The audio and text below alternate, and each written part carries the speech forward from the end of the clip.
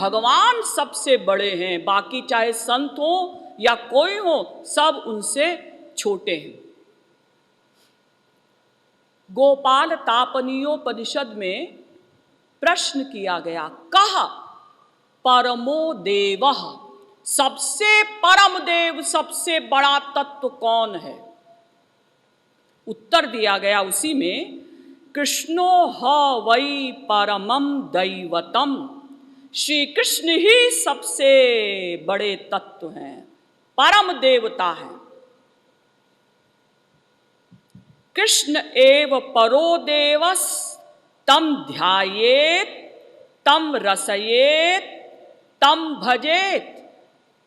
वेद में कहा गया कृष्ण एव परो देवः, कृष्ण ही सबसे बड़े देवता हैं, सबसे बड़े सुप्रीम पावर हैं, सबसे बड़े तत्व हैं। इसीलिए उन्हीं का ध्यान करो, उन्हीं की शरण में जाओ, उन्हीं की भक्ति करो। योसौ परब्रह्म गोपालः, गोपाल तापनीयोपनिषद, वो श्री कृष्ण ही सबसे बड़े तत्व हैं। और रामायण भी कहती है जीव की ईश समान, अरे कहाँ भगवान और कहाँ ये जीव। यानी पहला सिद्धांत कहता है कि भगवान बड़े हैं, संत छोटे हैं। बात भी ठीक है, स्वामी स्वामी ही है और दास दास ही है। आप किसी भी गांव के घास काटने वाले से पूछें, भाई एक बात बताओ कि साहब बड़ा होता है या सर्वेंट? सभी बता देंगे भाई साहब साहब ही है और सर्वेंट सर्वेंट ही है। अगर नौकर साहब के बराबर हो जाए तो फिर वो नौकर कहाँ रहा, वो भी साहब बन गया।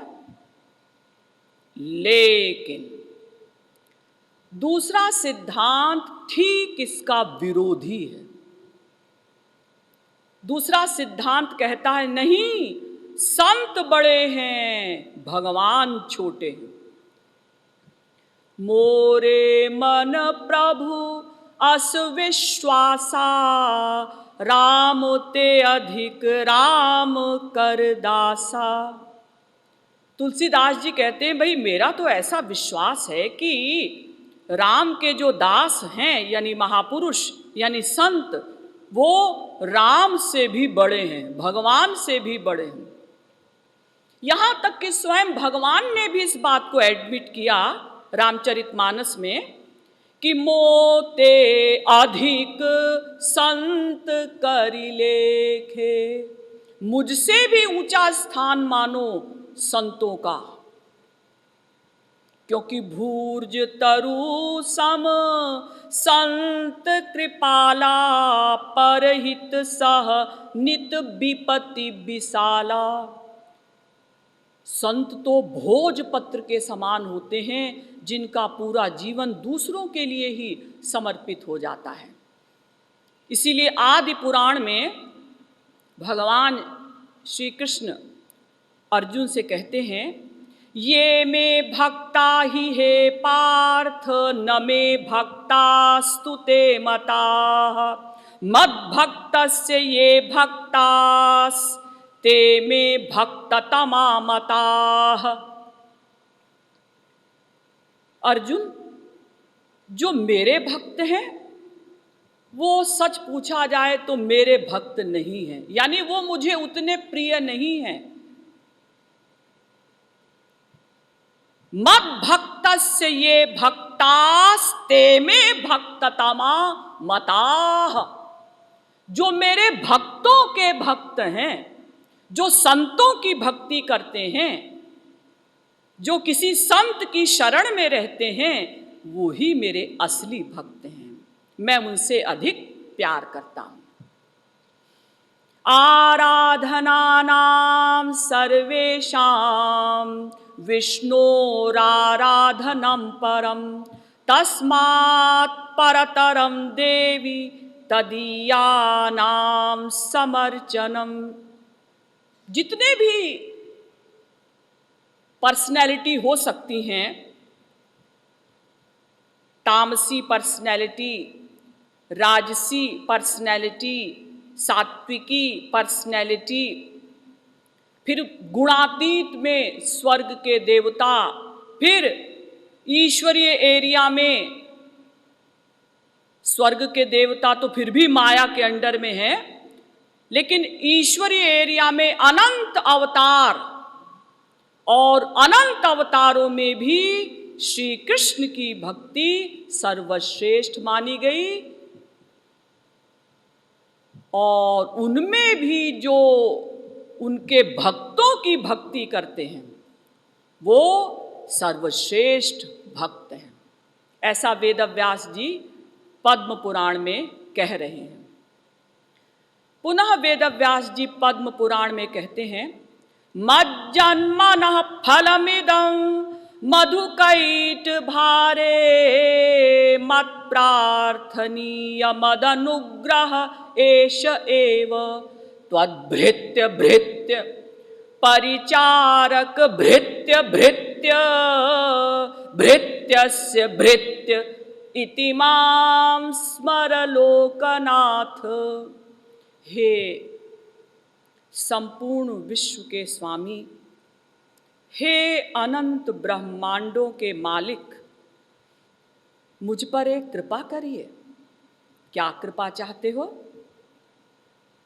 महाराज, आप मुझे अपने भक्तों के भक्त और उनके भी जो दास हैं, उनके भी जो दास हैं, उनके भी दासों के दास का दास बना दीजिए।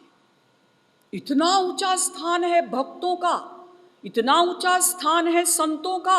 हाँ, पुनः वेदव्यास जी पद्म पुराण में ही लिख रहे हैं, गंगा गया नैमिष पुष्कराणि काशी प्रयागः कुरुजांगलानि तिष्ठन्ति देहे कृत भक्ति पूर्वं गोविंद भक्तिं वहतां नराणाम। ऐ मनुष्यों, तुम कहाँ तीर्थों में भटक रहे हो? कहाँ काशी जा रहे हो, प्रयाग जा रहे हो, गंगा जी में स्नान करने जा रहे हो, कहाँ तीर्थों में घूम रहे हो? सारे तीर्थ तो महापुरुषों के चरणों में ही निवास करते हैं। नास्ति तत्वम गुरोः समम। वेदव्यास जी लिखते हैं, गुरु के समान और कोई तत्व नहीं। तत्वम गुरु समम नास्ति। पहले तो कहा गुरु से परे कोई तत्व नहीं, अब कहा जा रहा है गुरु के समान कोई तत्व नहीं। सबसे बड़ा तत्व है गुरु, महापुरुष। इसीलिए मनुस्मृति कहती है, एकमेवाक्षरम यस्तु गुरु शिष्यं प्रबोधयेत् पृथिव्यां नास्ति तद्द्रव्यं यद्दत्त्वा चानृणो भवेत्। अगर कोई आध्यात्मिक गुरु उस ईश्वरीय जगत का एक अक्षर का भी ज्ञान अपने शिष्य को दे देता है, तो वो शिष्य संपूर्ण पृथ्वी का दान करके भी अपने गुरु के ऋण से उऋण नहीं हो सकता। इतना ऊंचा स्थान संतों का। हाँ,